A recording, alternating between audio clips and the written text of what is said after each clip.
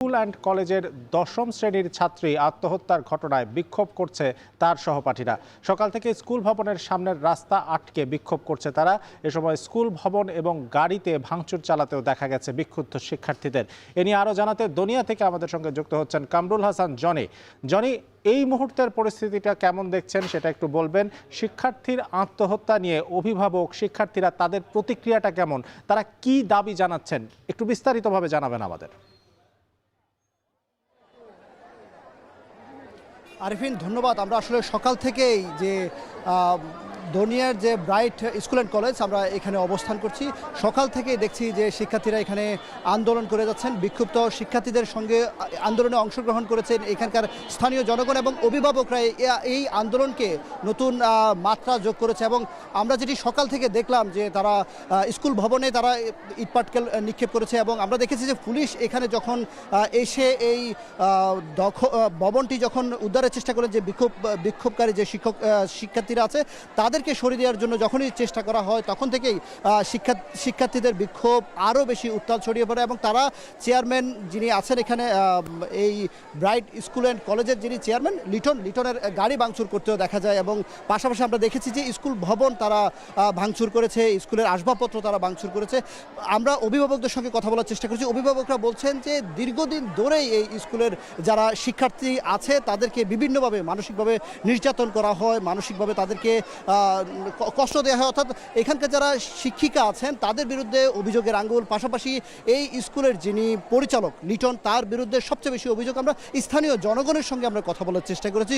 জনগণ বলছেন যে প্রত্যেক দিন এখানে কোনো না কোনোভাবে দুর্ঘটনা ঘটছে শিক্ষার্থীদেরকে কেন্দ্র করে এবং এই ঘটনার জন্ম হচ্ছে ওই পরিচালকের মাধ্যমেই।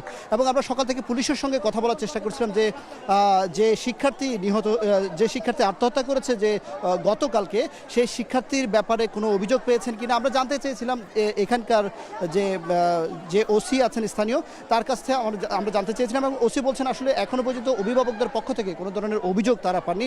যদি অভিযোগ পান সেক্ষেত্রে তারা ব্যবস্থা নেবেন। আমরা একটু আগে দেখেছি যে এই ভবন থেকেই পরিচালক এখানে অবরুদ্ধ ছিল সকাল থেকেই এবং যে শিক্ষিকারা আছেন তারাও অবরুদ্ধ ছিল এই ভবনে। কিছুক্ষণ আগে পুলিশের একটি ফোর্স এসে কিছুক্ষণ আগেই চেয়ারম্যানকে এখান থেকে উদ্ধার করে নিয়ে যাচ্ছিলেন, কিন্তু সে সময় আমরা দেখেছি যে শিক্ষার্থীরা তার উপর আক্রমণ করেছে এবং যে আসবাবপত্র বাইরে নিয়ে এসে ভাঙচুর করেছে।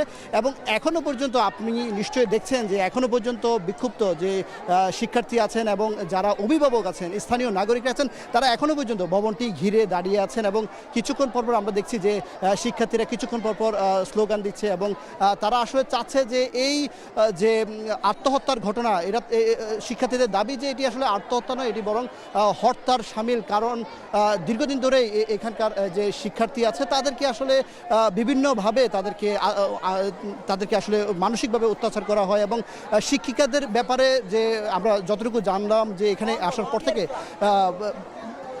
আমাদেরকে অভিভাবকরাও বলছেন, আসলে অভিযোগ দিচ্ছেন যে বিভিন্নভাবে অভিযোগ দিচ্ছেন। অভিভাবকরা বলছেন যে আসলে এই বিদ্যালয়ে যে পড়ানোর জন্য এসে আসলে তারা বিভিন্নভাবে নির্যাতনের শিকার হচ্ছেন শিক্ষার্থীরা। তো সব কিছু মিলিয়ে আসলে শিক্ষার্থীদের, অভিভাবকদের এবং স্থানীয় জনগণের দাবি যে এই প্রতিষ্ঠানের যিনি পরিচালক লিটন, তার যেন আসলে যথাযথ বিচার হয় এবং এই যে আত্মহত্যার ঘটনা এটি তদন্ত সাপেক্ষে যেন বিচারের আওতায় আনা হয় অভিযুক্তদের। আরফিন, এই ছিল আমার কাছে সর্বশেষ। দনিয়ায় স্কুল শিক্ষার্থী আত্মহত্যার পর তার সহপাঠীদের যে বিক্ষোভ, সেই সম্পর্কে খবর আমাদের জানাচ্ছিলেন কামরুল হাসান জনি।